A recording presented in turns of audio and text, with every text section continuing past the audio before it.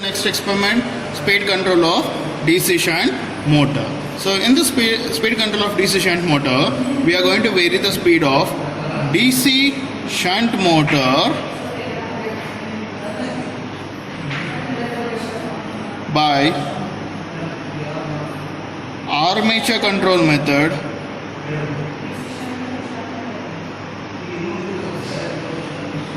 and field control method.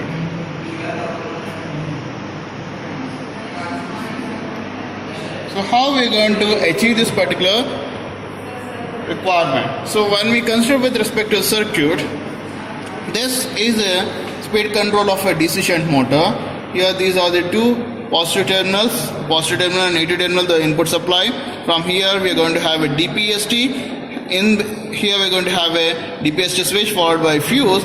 The positive terminal will be connected to, one is to the field coil and the one to the armature coil. So in the field coil terminals, here we are going to have an ammeter which is going to measure the current flowing through the field coil through a rheostat which is having a parameters of 360 ohms, 1.2 amperes, and the ammeter is going to be 0 to 2 amperes range, MC type, and Z and ZZ are the terminals of the field coil. And the other branch is going to be the armature coil. So the armature current which is entering into this particular armature coil, the initial condition should be limited. Further, we are going to use a armature rheostat which is having a parameters of 50 ohms, 5 amperes, and the voltage across the armature is going to be measured with the help of a voltmeter which is in the range of 0 to 300 volts, MC type. And how we are going to select these particular parameters? When we are considering with respect to motor specifications, again 220 volts input voltage, speed is 1500 rpm, current is 12 amperes, and the power is 3 HP, and the field excitation voltage is 220 volts, and the field current is 0.6 amperes. As it is having 0.6 amperes and 12 amperes, the field current is going to be in the range of 0 to 2 amperes, and we doesn't require to measure the armature current. So here we are going to just measure the speed, the change in the speed with respect to change in the field coil and the change in the voltage across this particular armature coil. So here we are going to have two terminals. One is the field control. In field control method, we are going to keep this particular field. Sorry, this is armature control method. In armature control method, we are going to keep the field current as constant and vary the voltage across this particular armature coil by varying the armature resistance. Based on that, the change in the speed can be achieved. So that, and another one is field control method. In field control method, we are going to keep the voltage across the armature terminal as constant, and we are going to vary the field current. Based on that, the speed of the machine is going to be changed. How we are going to achieve these particular parameters? From the theoretical calculation, we have generalized back EMF equation. EB is equal to 5ZNP by 60A. Z is number of conductors are constant, number of poles are constant, A is constant, the variable parameter, and another equation is EB is equal to 5V minus IA RA. So from these two equations we have a relation. EB is directly proportional to flux and speed. And while coming to this particular equation, the speed is directly proportional to the back EMF voltage and inversely proportional to the flux. So when we get this relation, speed is inversely proportional to the flux and V minus IA RA. That means if you are maintaining the voltage is constant and if you are able to vary the armature resistance, that means in that condition your EB is going to be decreased. When your EB is decreasing, your speed also will decrease. Or if the resistance is minimum, your EB will be more and automatically speed will increase. And what about the flux? Flux is directly proportional to the field current. So as the field current is more, the flux is more. As it is inversely proportional, the flux is more, the speed is less. And if you are decreasing the current, the flux is going to be less and the speed is going to be increase. So for that reason, at the initial condition, we are going to keep the minimum resistance. That means the maximum current is going to be flowing. Due to that, the minimum speed is going to be achieved in a field control method. And in case of armature control method, we are going to keep the armature resistance at a maximum condition, such that the speed is also going to be a minimum condition, a minimum speed. Why? Because means at the initial condition, in order to avoid the damage to the machine, we have to keep the machine at a low speeds. Terminal, we are going to go to the armature first, a field coil and armature coil. The circuit is going to be divided here. So and from there to the ammeter, from ammeter to the field rheostat, from field rheostat to field coil, and get back to negative terminal.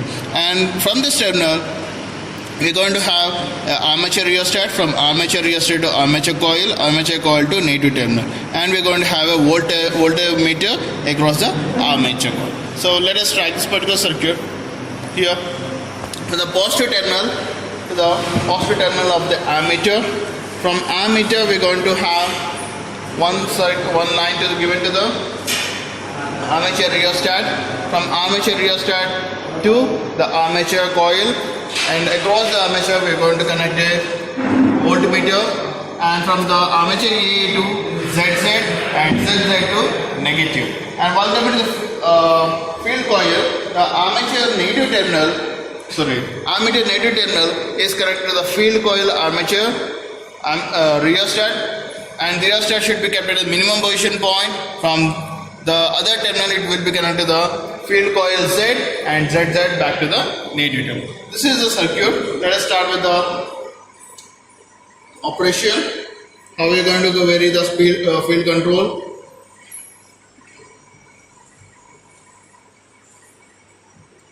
Let's turn on the supply. So we have turned on supply. RPM. Speed.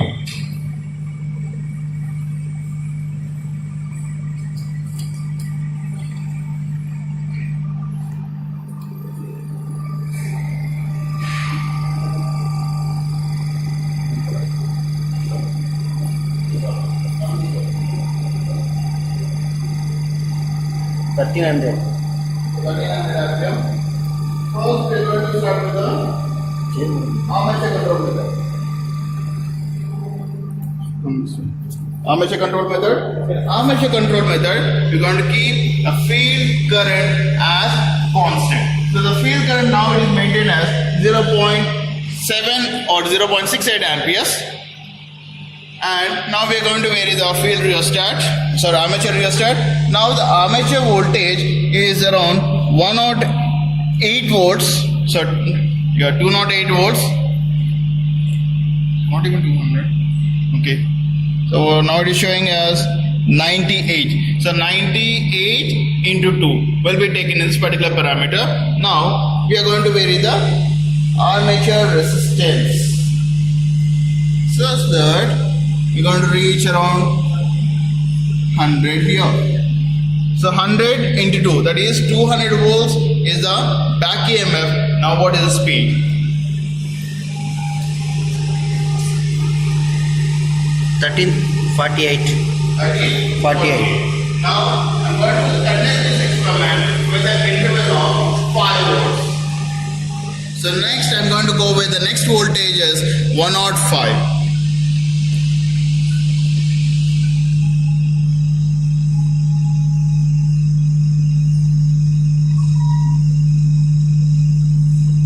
Sorry, let it go with 205. Let us go with the 205 volts. So 205 volts, what is the speed now? 1372. 72. Next condition. Now I'm going to vary the armature voltage to 210 volts. For 210 volts, what is the speed now? 1386. 1390. Next I'm going to go with 215 volts.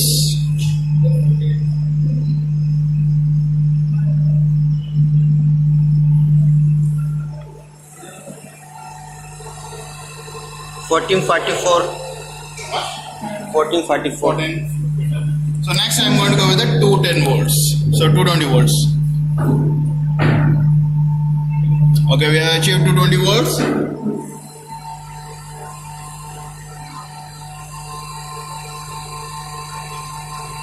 1486. So from these readings we can observe that, so while we are weighing the armature voltage, that means armature voltage is increasing, the speed of the machine is also increasing, but the field current remains constant.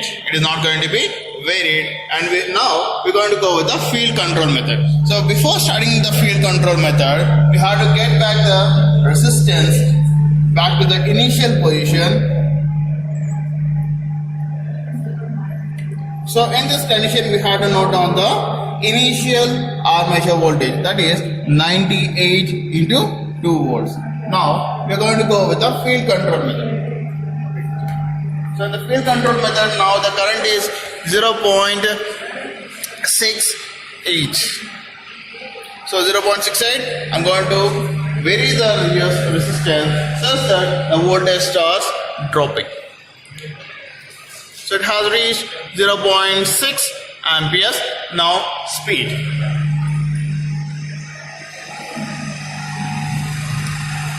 $13.78. 1378. So now I'm dropping the current again back to 0.55 amperes. So this is 0.55 amperes for that corresponding speed.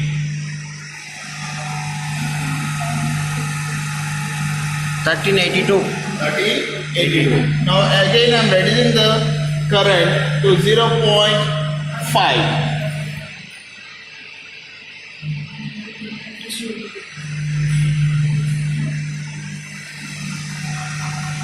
$14.72. 1472. Again I'm reducing the current to 0.45 amperes.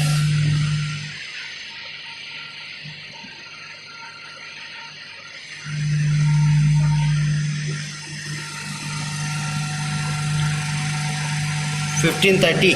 1530. So from this readings we can observe that as the current value is decreasing, the speed of the DC shunt machine is gradually increasing. So after completion, like this we can go up to 1500 RPM. The current is going to be varied when it reaches around the minimum value, when it reaches around 1500 RPM. Once the experiment has been completed, we have to get back the field coil back to the initial condition and cut down the supply.